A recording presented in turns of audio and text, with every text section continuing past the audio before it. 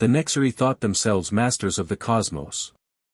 Their crystalline ships emerged from the void like shards of broken stars, each vessel housing millions of synchronized minds linked in perfect harmony. Admiral Rex stood on the bridge of the Mind Weaver, his translucent form rippling with patterns of thought as he gazed upon the blue world before them. Another primitive species for the Unity, he transmitted to his crew, their collective consciousness humming with anticipation. They had done this 1,000 times before, finding developing worlds, integrating their inhabitants into the grand psychic network that spanned galaxies. Earth would be no different. Dr. Victoria Blackwood didn't believe in coincidences. As the head of SETI's Quantum Consciousness Research Division, she had spent years studying the relationship between human consciousness and the fabric of reality itself. When the dreams began, she knew something was coming. The first signs appeared in the form of shared nightmares. People across the globe reported identical visions, crystalline structures reaching into their minds, trying to reshape their thoughts. The global scientific community dismissed it as mass hysteria. But Victoria knew better. She had seen the patterns in her data, the quantum entanglement signatures that shouldn't exist in organic brains. In the Pentagon's subterranean levels, General Marcus Rodriguez received the first confirmed images of the alien fleet. These vessels aren't just ships, he told the Joint Chiefs, they're psychic amplifiers. Every attempt at communication has been met with, silence isn't the right word. It's like screaming into a void that screams back. The Nexari began their standard integration protocol. Across Earth, crystalline spires emerged from the ground, each one a psychic beacon meant to synchronize human consciousness with their network. But as the first connections were established, something went terribly wrong. Deep in her research facility, Victoria's instruments registered impossible readings. The quantum coherence patterns, she explained to her colleague Dr. Hassan Rahman, they're not breaking down under the alien influence. They're awakening. Her hands trembled as she analyzed the data. It's like our consciousness was designed to be dormant until something tried to override it. Admiral Rex felt the first disturbance in the Unity. Where there should have been the simple thoughts of primitives ready for absorption, there was something else. Something that dwelt in the spaces between thoughts, in the quantum foam of reality itself. The human minds they touched weren't dissolving into the Unity, they were transforming it.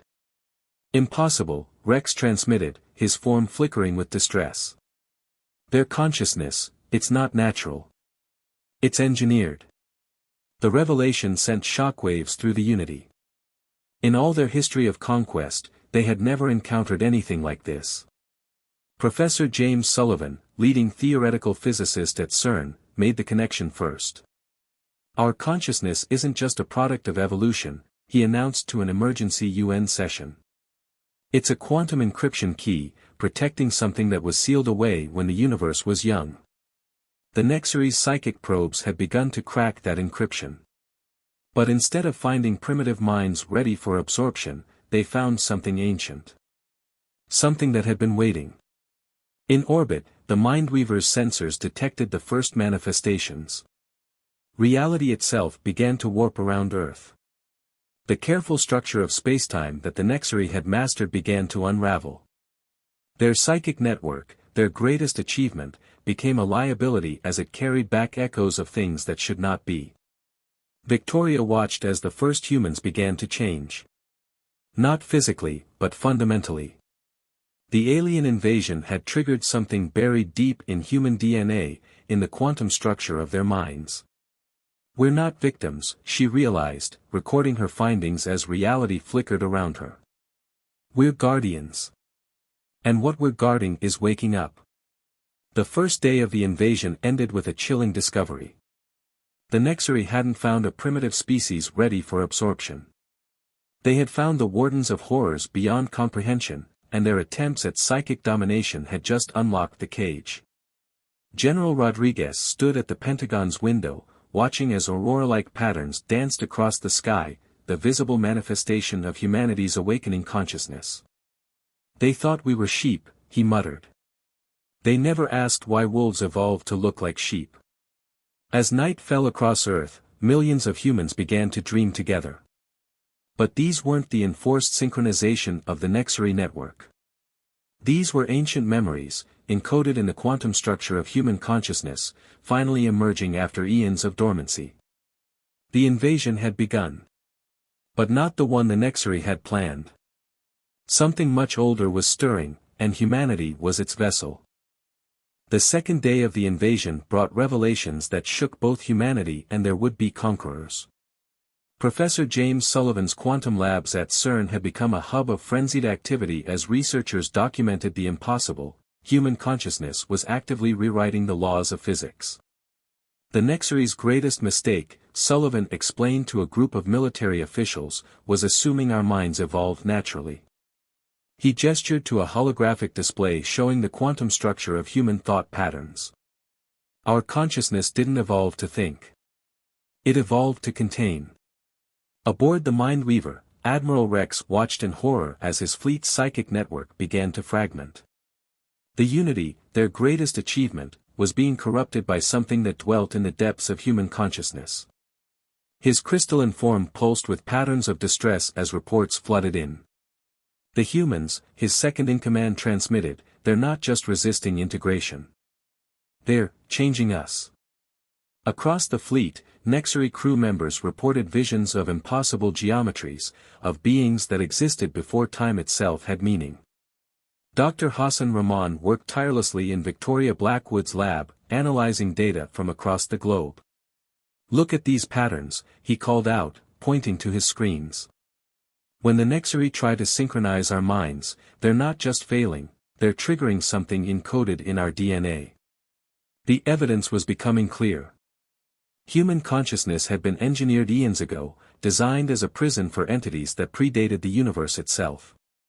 Each human mind was both cell and warden, part of an ancient system that kept cosmic horrors bound through the sheer force of collective will. In orbit, the Nexary's crystalline ships began to change. Their perfectly ordered structures, once a testament to their mastery of mind and matter, started showing impossible geometries.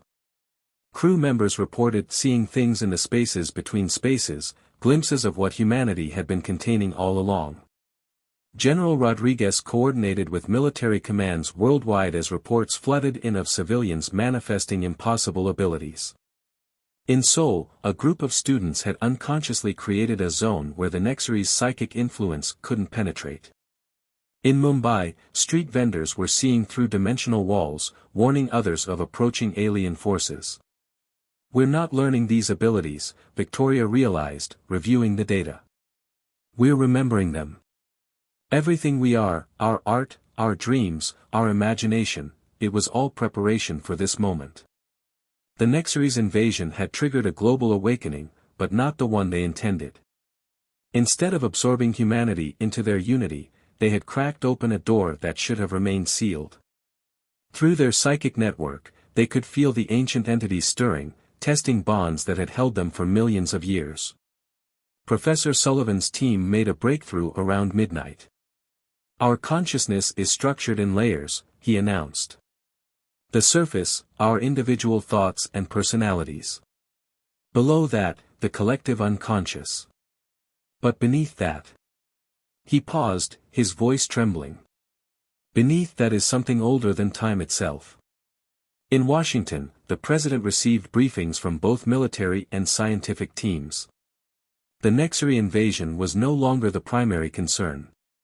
What worried them now was what would happen when humanity fully awakened to its true nature. Victoria worked through the night, coordinating with researchers worldwide. The awakening was accelerating, but it wasn't chaotic. It followed patterns encoded deep within human consciousness, as if humanity was executing an ancient protocol written into their very being.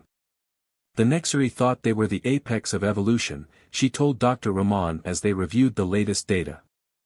They never considered that some species evolved not to advance, but to contain. To imprison. Admiral Rex faced a terrible decision. The invasion force was in shambles, the unity compromised.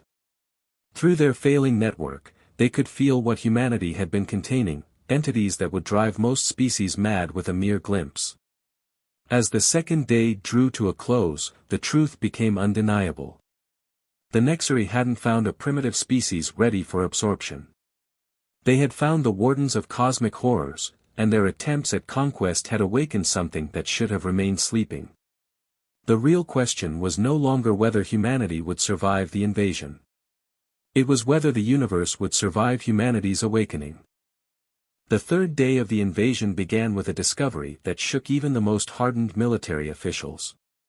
Humanity wasn't just resisting the Nexari's psychic intrusion, they were absorbing it, using the aliens' own network as a conduit for something far more ancient and terrible.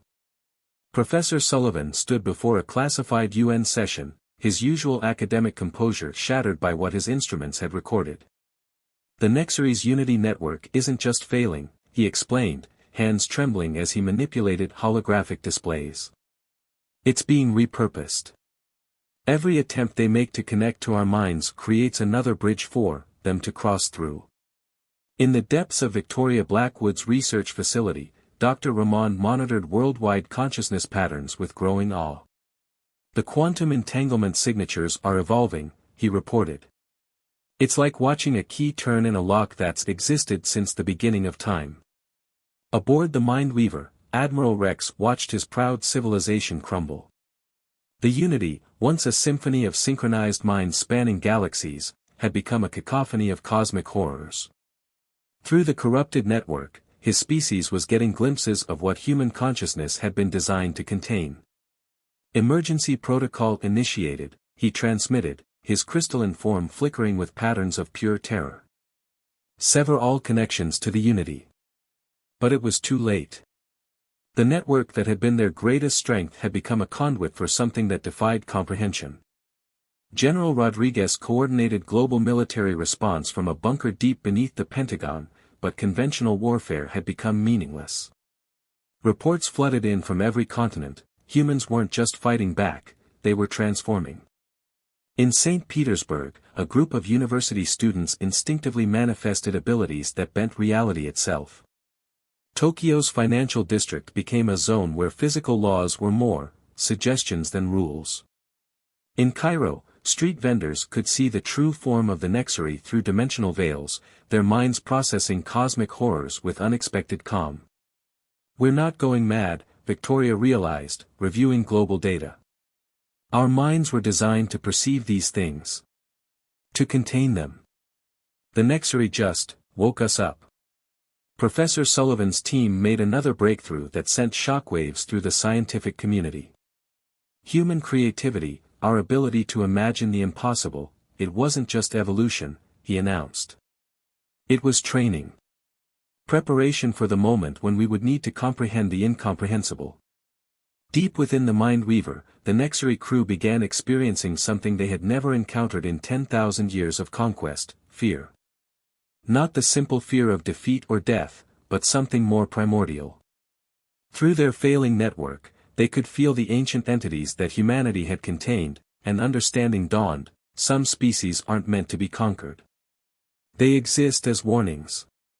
Dr. Ramon's instruments detected the change first. The quantum signatures, he called out to Victoria. They're not just active anymore. They're resonating. Like they're calling to something. Across Earth, humans began experiencing shared visions, not the forced synchronization of the Nexari network, but something deeper. Older. Memories encoded in the quantum structure of consciousness itself, passed down since before the first humans walked upright. In Washington, the president received a report that made even hardened military advisors pale. The Nexari ships weren't just failing, they were changing. Their crystalline structures were warping into geometries that shouldn't exist in three-dimensional space, reflecting the horrors now emerging through the Unity network. Victoria worked through another sleepless night, her lab illuminated by screens showing consciousness patterns that defied analysis. We're not victims of invasion, she told her team. We're not even warriors defending our world. We're jailers, and our prisoners are awakening. As the third day drew to a close, humanity stood on the brink of a transformation that defied comprehension. The Nexaries' attempt to absorb Earth into their unity had instead cracked open seals that had existed since the universe was young. Through their corrupted network, ancient entities were reaching out, recognizing the minds that had been designed to contain them. The question was no longer about victory or defeat. It was about what would emerge when humanity fully embraced its true nature, not as conquerors or defenders, but as vessels for something that the universe itself had tried to forget. Admiral Rex, watching Earth through the Mindweaver's distorting sensors, finally understood. They hadn't found a primitive species to absorb into their collective. They had found the Wardens of Horrors beyond comprehension, and their invasion had just unlocked the cage. The fourth day brought a fundamental shift in the nature of reality itself. As humanity's awakening accelerated, the very fabric of spacetime began to bend around their collective consciousness. The Nexarii invasion had triggered something that could never be undone. Professor Sullivan's quantum labs at CERN had become ground zero for documenting humanity's transformation. "We're not just changing," he explained to a group of ashen-faced world leaders via secure quantum channels. "We're remembering what we were always meant to be." The instruments showed impossible readings. Human consciousness wasn't just resisting the Nexaries' unity network, it was rewriting the fundamental laws of physics. Reality itself seemed to flex and bend around awakened humans, as if the universe was accepting new parameters. Dr. Ramon burst into Victoria Blackwood's lab, his usual calm shattered. "The quantum signatures," he gasped, pulling up worldwide consciousness readings. "They're not just resonating anymore. They're harmonizing. Every human mind is becoming a tuning fork for something vast." In orbit, the Mindweaver had become a nightmare realm. Admiral Rex watched in horror as his crew succumbed to visions that defied sanity. The Unity Network, meant to synchronize minds across galaxies, now carried echoes of entities that existed before time had meaning. "Emergency protocols have failed," his second-in-command transmitted before dissolving into patterns of pure terror. "The humans, they're not containing these things anymore. They're becoming one with them." General Rodriguez coordinated what remained of conventional military response, but traditional concepts of warfare had become meaningless. Earth's military satellites captured images of Nexarii ships twisting into impossible shapes, their crystalline structures reflecting horrors that shouldn't exist in three-dimensional space. "We're losing the ability to distinguish," Victoria realized, reviewing global consciousness patterns. "The line between jailer and prisoner, between container and contained, it's disappearing.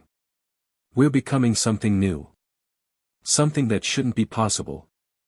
Across the globe, humanity's transformation accelerated. In Brazil, an entire city moved slightly out of phase with normal spacetime, its inhabitants instinctively creating a pocket dimension. Australian Aboriginals found they could walk through ancestral dreamtime at will, accessing realities that had always existed alongside our own. Professor Sullivan's team made a discovery that changed everything. "The entities we were designed to contain," he announced to his colleagues, his voice trembling with awe and fear. "They're not trying to escape anymore. They're trying to merge with us. And we're letting them." The president received reports from every major scientific and military installation. Reality was becoming flexible. Humans weren't just accessing impossible abilities, they were redefining what was possible. The very concepts of physics and natural law were being rewritten by awakened human consciousness. Deep within the Mindweaver, Admiral Rex faced the ultimate horror. Through the corrupted Unity network, he could feel what humanity was becoming. Their consciousness, designed eons ago to contain cosmic horrors, was now embracing those same entities. The jailers were becoming one with their prisoners. Victoria worked through the chaos, her lab equipment registering patterns that shouldn't exist. It was never about containing them, she told Dr. Ramon as reality flickered around them. "Our consciousness wasn't designed as a prison. It was designed as a chrysalis."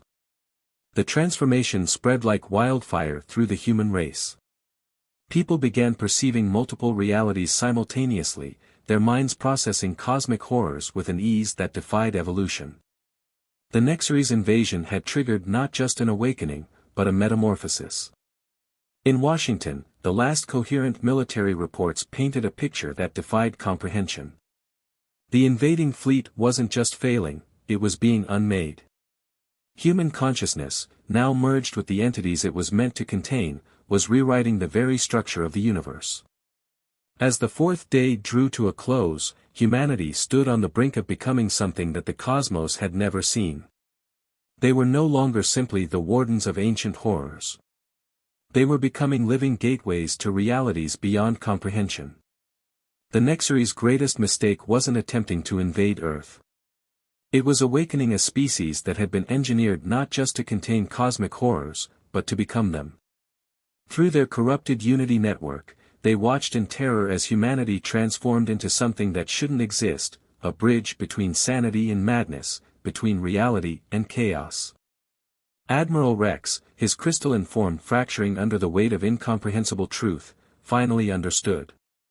They hadn't just awakened humanity. They had triggered the birth of something that would reshape the very nature of existence itself. The fifth day dawned on a universe that could no longer remember what normal meant. Humanity's transformation had reached its apex, and reality itself bent around their collective will. The Nexarii invasion had unleashed something that even the ancient engineers of human consciousness hadn't fully anticipated. Professor Sullivan stood in the ruins of his CERN laboratory, watching as quantum particles danced to patterns that defied physics. "We've moved beyond containment," he whispered to his remaining team. "Beyond transformation. We're becoming something that existence itself wasn't prepared for."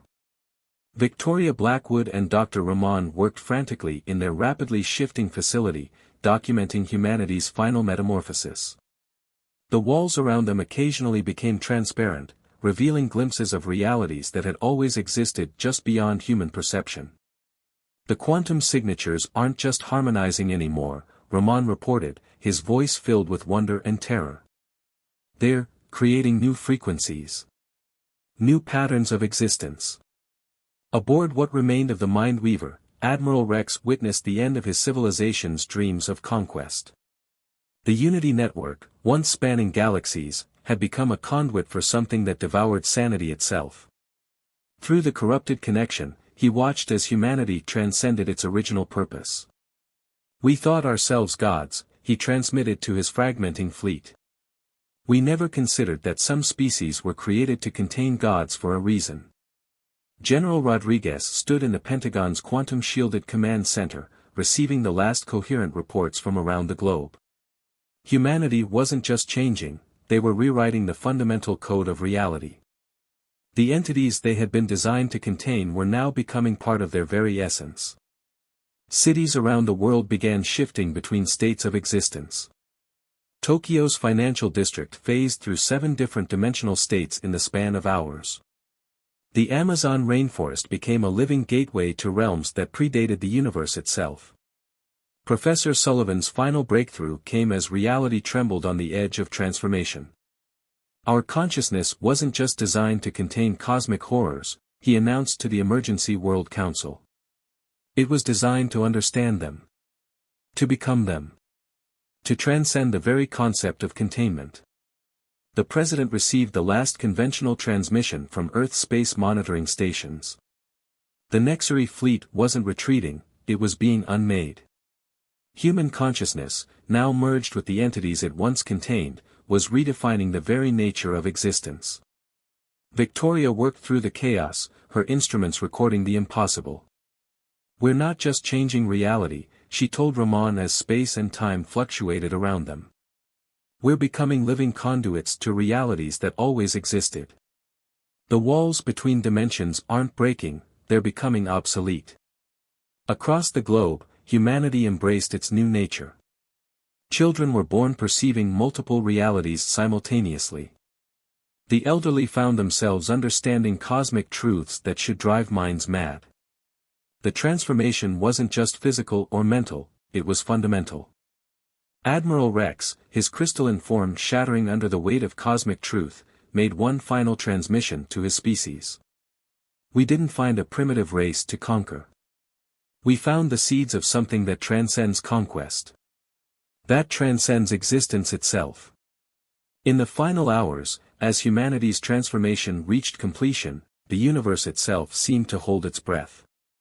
The entities that human consciousness had been designed to contain weren't escaping, they were merging with their jailers, creating something entirely new. Professor Sullivan, watching as reality rippled like water around him, understood at last. We were never meant to just contain them, he said to Victoria through their now shared consciousness. We were meant to become them. To bridge the gap between what is and what could be. The Nexary's great unity network, spanning the galaxy, became the final key to humanity's transformation. Through it, the changed human consciousness spread like wildfire among the stars. Not as conquerors, but as harbingers of a new form of existence. As the fifth day drew to a close, humanity had become something that defied comprehension. They were no longer simply the wardens of cosmic horrors or the vessels of ancient entities. They had become living bridges between realities, guardians of truths that existed before time itself. The universe would never be the same. The Nexary's attempted invasion had triggered not just an awakening or a transformation, but the birth of something that transcended both. Humanity had become what they were always meant to be, living gateways to realms beyond comprehension, keepers of realities that existed beyond the veil of conventional existence. Admiral Rex's final thought, before his consciousness dissolved into the new reality, was a realization that would echo through the cosmos: some species aren't meant to be conquered. Some are meant to become the very things that gods themselves fear.